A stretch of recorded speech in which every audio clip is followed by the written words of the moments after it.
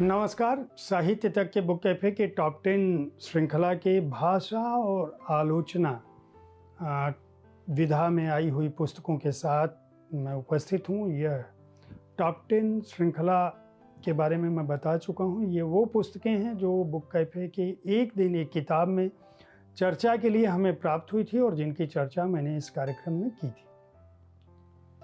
इनमें टॉप 10 पुस्तकों में जो पहली पुस्तक है वह भी आखिरी पुस्तक हो सकती है, जो आखिरी है वह पहली हो सकती है। ये क्रमानुगत नहीं है, यानी टॉप 10 में सारी की सारी पुस्तकें बुक कैफे के लिए समान रूप से महत्वपूर्ण रही हैं। इस श्रृंखला में जिन पुस्तकों की मैं बात करूंगा, भाषा आलोचना श्रृंखला में जिस पुस्तक की मैं चर्चा कर रहा हूँ उसका नाम है पंडित श्याम नारायण पांडे ग्रंथावली। इसके प्रधान संपादक पुरुषार्थ सिंह हैं। यह पुस्तक 4 खंडों में विभाजित है।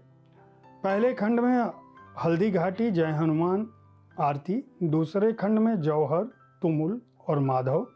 तीसरे खंड में परशुराम, रूपांतर और चौथे खंड में शिवाजी और गोरावत जैसी कालजयी रचनाएं जो है वह इस पुस्तक में शामिल हैं।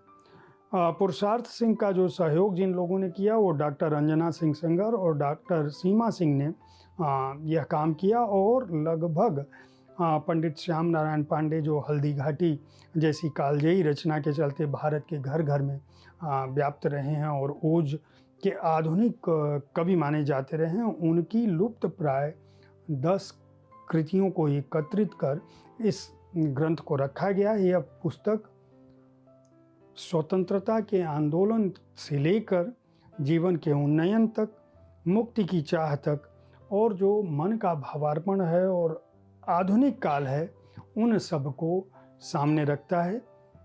श्याम नारायण पांडे के नज़रिए से, उनके गीतों और उनकी कविताओं के नज़रिए से। इस पुस्तक के प्रकाशक हैं प्रभात प्रकाशन। इस श्रृंखला में जो दूसरी पुस्तक है उसका नाम है आधुनिक साहित्य सर्जना के आयाम। प्रोफेसर रामदरस मिश्र इसके रचनाकार हैं। अपने जीवन काल में सदी को देखने वाले हिंदी के पहले कवि, कथाकार, आलोचक, गद्यकार, प्राध्यापक के रूप में डॉक्टर रामदरस मिश्र की अपनी व्याप्ति रही है। यह उनकी नई पुस्तक है जो साहित्य की हर विधा पर एक दृष्टि डालती है और वह यह समझाने का प्रयास करती है कि वयोवृद्ध साहित्यकार का जो साहित्य संसार है वह कितना बहुआयामी है, उनकी दृष्टि कितनी व्यापक है, किस तरह से उनके गद्य और पद्य ने न केवल उनकी रचनाशीलता को बल्कि उसमें अपने समय, समाज, गांव और साहित्य को उकेरा है। किस तरह की रचनाओं से उनके समय ने साहित्य को एक दिशा दी है, किस तरह से उन्होंने अपनी रचनाओं से भारतीय साहित्य को एक दिशा दी है। यह पुस्तक सर्वभाषा ट्रस्ट की ओर से सर्वभाषा प्रकाशन ने प्रकाशित की है। इस श्रृंखला की अगली पुस्तक है नामवर सिंह, आलोचना की सार्थकता। इस पुस्तक के लेखक हैं भालचंद्र जोशी। नामवर सिंह जो आलोचक रहे हैं उन पर एक आलोचनात्मक दृष्टि डालते हैं भालचंद्र जोशी और उनका कहना है कि नामवर सिंह मानते थे कि मार्क्सवादी आलोचना की सार्थकता तब है जब उसे मार्क्सवादी विशेषण की जरूरत न रह जाए। नवीन कहानी, कला की समीक्षा, प्रगतिवादी हिंदी आलोचना के समर्थ हस्ताक्षर के रूप में नामवर सिंह का नाम लिया जा सकता है। उन्होंने आदिकालीन साहित्य से लेकर नए नए हिंदी कवियों और लेखकों को अपनी आलोचना का विषय बनाया। पृथ्वीराज रासो से लेकर मुक्तिबोध और धूमिल तक की लंबी और विशाल काव्य परंपरा को न केवल आत्मसात किया उन्होंने, बल्कि उस पर एक तीक्ष्ण और सम्यक दृष्टि डाली। नामवर सिंह के लेखन का आरंभ अपभ्रंश से होता है, किंतु नई कविता और समकालीन साहित्य पर वे सर्वाधिक सशक्त टिप्पणी करते हैं। यह पुस्तक भालचंद्र जोशी ने इस पुस्तक के माध्यम से नामवर सिंह के लेखन की उलझनें, उनके कहे गए के संशय, उनसे मुकरने की बातें और उन पर एक तरह की तीक्ष्ण दृष्टि डाली है। और इस पुस्तक को पढ़ते हुए आपको यह आभास होगा कि यह अपने आप में बेहद अनूठी पुस्तक है। इस पुस्तक के प्रकाशक हैं रुद्रादित्य प्रकाशन। इस कड़ी की अगली पुस्तक है भाषा के बहाने, सुरेश पंत जिसके लेखक हैं। यह भाषा और आलोचना पर केंद्रित टॉप 10 पुस्तकें हैं। सुरेश पंत सोशल मीडिया पर बहुत सक्रिय रहते हैं और हिंदी भाषा को बोलने, बरतने, शब्दों के प्रयोग पर क्या कुछ लिखा जाना चाहिए, क्या शब्दों के अर्थ हैं, क्या उनकी उत्पत्ति और उद्भव का मूल स्रोत रहा है, इन पर भी वो लगातार लिखते रहे हैं। यह उनके 80 लेखों का लगभग संग्रह है। इसमें 2 परिशिष्ट हैं, एक हिंदी व्याकरण पर ध्यान केंद्रित करता है और दूसरा जो है आगे के संदर्भ के लिए पुस्तकों की सूची के साथ उपस्थित होता है। यह पुस्तक मीडिया जगत के में काम करने वालों के लिए और प्रशासनिक या सिविल सेवा के जो उम्मीदवार हैं उनके लिए उपयोगी हो सकती है। हिंदी भाषा की बारीकियों को समझने, बरतने, जानने के लिए एक महत्वपूर्ण कृति के रूप में है। नवारुण प्रकाशन ने इसका प्रकाशन किया है। इस श्रृंखला की अगली पुस्तक है प्रभाकर माचवे रचना संचयन। इसका चयन और संपादन राजेंद्र उपाध्याय ने किया है। तार सप्तक के कवि जिनका जन्म 1917 की एक मराठी परिवार में हुआ, वे किस तरह से दर्शन शास्त्र में स्नातकोत्तर करने के बाद हिंदी मराठी का जो निर्गुण संत काव्य है उस पर न केवल वो शोध करते हैं बल्कि अपने विद्यार्थी जीवन से कविताएं लिखकर अपनी पहचान बनाते हैं और कविता, उपन्यास, कहानी, निबंध, संस्मरण, शब्द चित्र के अलावा लगभग सभी विधाओं में काम करते हैं। 1934 में जो उनकी पहली कविता है वो माखनलाल चतुर्वेदी द्वारा संपादित कर्मवीर में छपी थी और 1935 में प्रेमचंद द्वारा संपादित हंस में उनकी पहली कहानी प्रकाशित हुई थी। प्रभाकर माचवे की प्रकाशित महत्वपूर्ण कृतियों और उनकी रचनाओं पर यह एक अनूठा संचयन है। साहित्य अकादमी ने इसको प्रकाशित किया है। राजेंद्र उपाध्याय मैंने बताया संपादक। आलोचना और भाषा श्रृंखला की जो अगली पुस्तक है उसका नाम है रुजुवात, आस्वाद, आलोचना, मीमांसा। इसके लेखक हैं डॉक्टर अशोक राकेलकर और अनुवादक हैं गोरख थोरात। यह एक ऐसी पुस्तक है जो मराठी और हिंदी के बीच सेतु का काम करती है और हिंदी के पाठक जगत को यह बताती है कि कला, कविता, साहित्य और संस्कृति के क्षेत्र में मराठी भाषा में किस तरह का अनूठा काम हुआ था। हिंदी आलोचना में ऐसा बहुत कम होता है जब साहित्य के अलावा दूसरी कलाओं पर भी नज़र डाली जाती हो और सौंदर्य बोध और दृष्टिबोध के हिसाब से उन पर काम किया जाता हो, चाहे वह भाषा हो, चाहे वह वाणी हो, चाहे साहित्य हो, चाहे संवाद हो, चाहे इनके परस्पर संबंध हो, उस पर अशोक केलकर जैसा व्यक्तित्व, चाहे वह नृत्य हो, संगीत हो, किस तरह से कला, संस्कृति और शब्दों की दुनिया से जुड़ा हुआ जितना भी बड़ा व्यापक परिदृश्य है उस पर इस आलोचक ने दृष्टि डाली है और लिखा है। यह इस पुस्तक में शामिल है।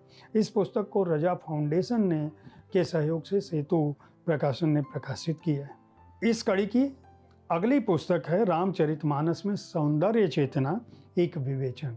डॉक्टर सरोज कुमार की यह पुस्तक है जो रामचरितमानस में व्याप्त सौंदर्यानुभूति की बात करती है।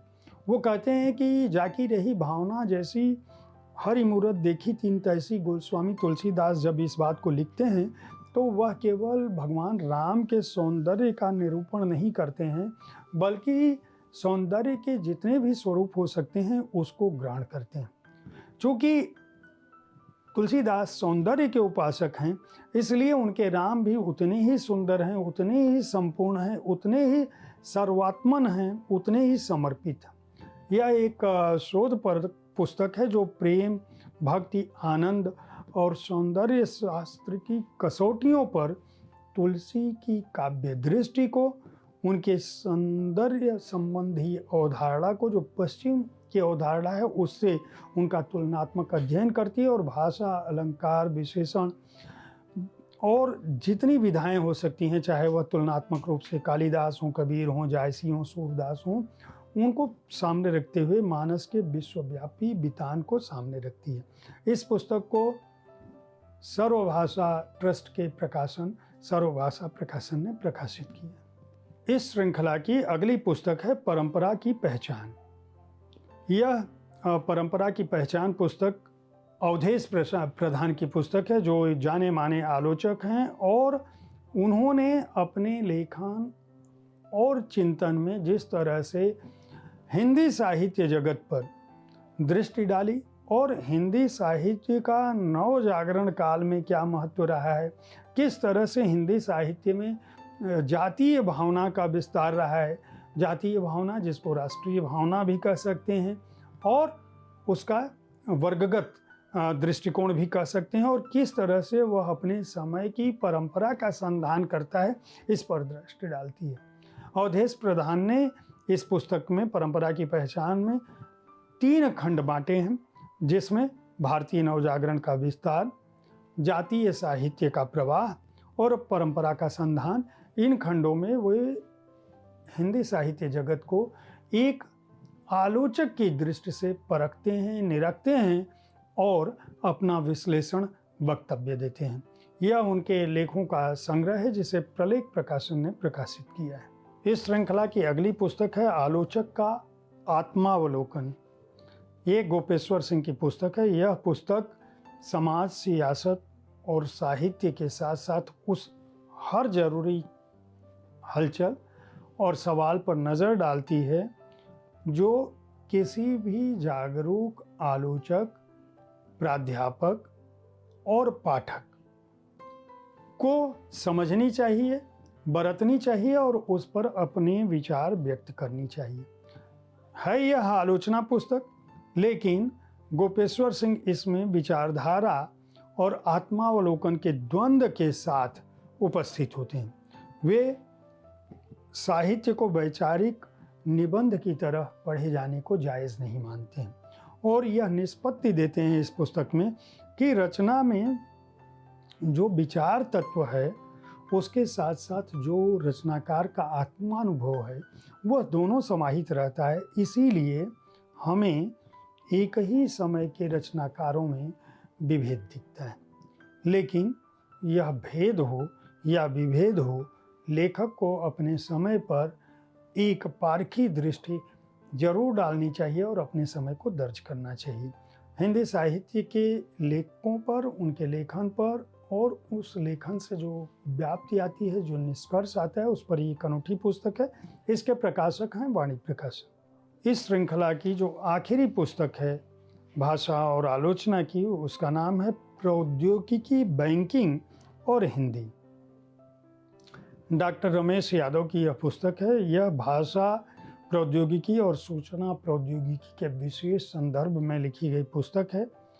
लेखक का मानना है कि बैंकिंग जो आज जीवन का अविभाज्य घटक बन चुका है और जिसमें आम से लेकर खास लोग तक सभी सीधे सीधे जिससे संबंध रखते हैं, उसकी गतिविधियाँ, उसकी व्यवस्था, उसकी सुविधाओं में जो बदलाव हो रहे हैं उनसे हर नागरिक को सरोकार होना चाहिए और नागरिक स्थानीय स्तर पर, भारतीय भाषा के स्तर पर बैंकिंग गतिविधियों को समझ सके, उन प्रक्रियाओं को समझ सके कि बैंक क्या कहता है, उसकी शब्दावली क्या है, उसके नियमावली क्या है, उसकी सुविधाएं क्या हैं और किस तरह से कानून की प्रविधि में वह बंधा हुआ है और बैंकिंग क्षेत्रों में पिछले कई दशकों में क्या कुछ बदलाव हुए हैं, वह सब कुछ इस पुस्तक में दर्ज हुआ है। इस पुस्तक के प्रकाशक हैं अद्विक प्रकाशन।